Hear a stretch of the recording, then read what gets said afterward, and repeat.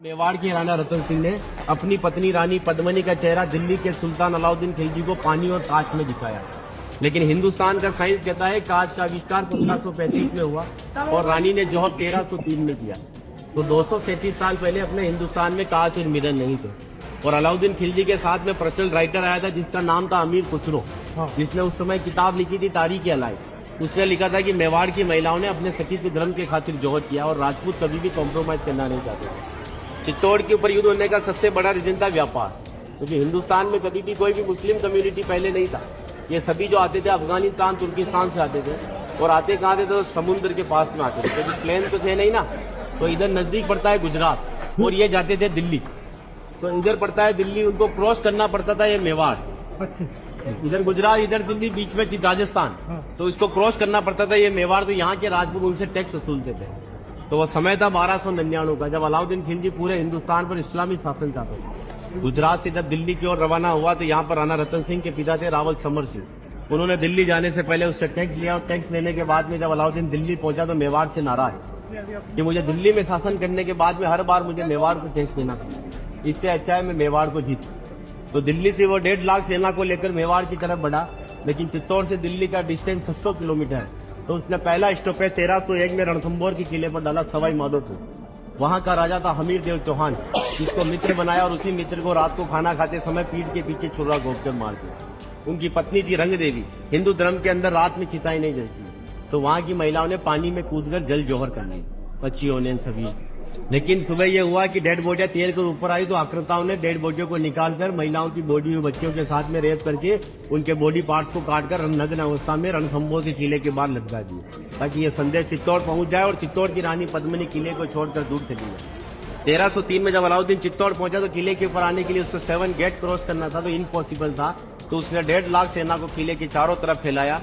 8 महीने के बाद में किले के ऊपर खाने की कमी आई तो रानी पद्मिनी के चाचा भतीजा गोरा और बादल ने राणा रतन सिंह से कहा कि हमारा राशन खत्म हो रहा है और जब ये भूखे और कमजोर सेना से हम युद्ध करवाएंगे तो ये युद्ध नहीं कर पाएंगे। रतन सिंह को बातचीत के लिए 7 गेट के नीचे भेजा तो अलाउद्दीन खिलजी ने उनकी गर्दन पर तलवार रखकर झुकने के लिए कहा, लेकिन मेवाड़ का राजपूत सर कटाने के लिए मंजूर होता है लेकिन सर झुकाने के लिए कभी मंजूर नहीं हुआ। राणा रतन सिंह को धोखे से बंदी बनाया और रानी पद्मिनी को संदेश भेजा कि आप हमारे एजेंडा स्वीकार करो, हम दिल्ली चलेंगे। रानी पद्मिनी कहती है जो नरसंहार तुमने 2 साल पहले रणथंभौर के किले में किया तो यहाँ की महिलाओं के साथ में भी वही होगा। इस वजह से जहाँ मैं चाहूंगी वहाँ ये वीरांगनाएं चलेंगी। 2 महीने का समय लिया। अलाउद्दीन खिलजी ने 700 डोलियां किले की ओर भेजी, लेकिन रानी पद्मिनी को पता था कि मेवाड़ में घूंघट सिस्टम है। तो हर एक सोल्जर को लेडीज पोशाक पहनाकर तलवार और भालों के साथ में उस पालकी में बिठा दिया और रानी पद्मिनी की पालकी में भतीजे बादल को रानी पद्मिनी की वेशभूषा पहनाई और 700 पालकियों एक कमांडर बनाया चाचा जी गोरा को। गोरा जब पाल के लेकर 7 गेट के नीचे गया तो अलाउद्दीन खिलजी से कहा कि रानी पद्मिनी दिल्ली जाने के लिए तैयार है, लेकिन जाने से पहले अंतिम बार अपने पति से देखना चाहती है। जिस जगह रतन सिंह को बंदी बनाकर रखा गया, जब वो पाल की वहां गई और रतन सिंह ने जब घूंघट हटाया तो घूंघट के पीछे का जो चेहरा था वो भतीजे बादल का था।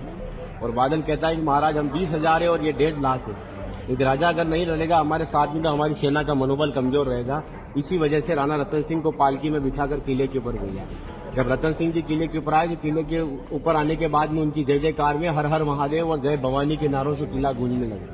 अकबर कहता है कि 8 महीने से तो किले से बच्चे की रोने की आवाज नहीं आई, लेकिन 700 पालकियां जब किले के नीचे आए तो किले से जय जयकार हुआ है, मतलब हमारे साथ में धोखा हुआ है।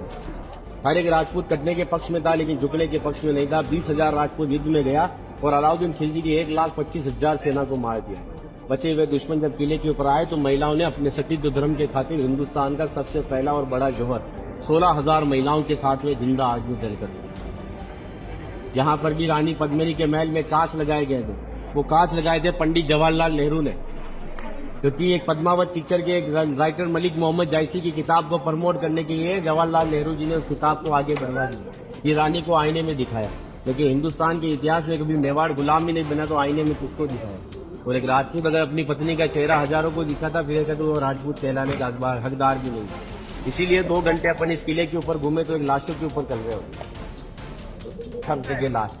इसीलिए उन महिलाओं के सम्मान के लिए कहावत कहता हूँ कि गिरा जहाँ पर खून वहाँ पत्थर पत्थर जिंदा है और जिस्म नहीं है मगर नाम का अक्षर अक्षर जिंदा है। और जीवन की यह अमर कहानी अक्षर अक्षर गढ़ लेना और शौर्य कभी सो जाए तो महाराणा प्रताप और शिवाजी को पढ़ लेना।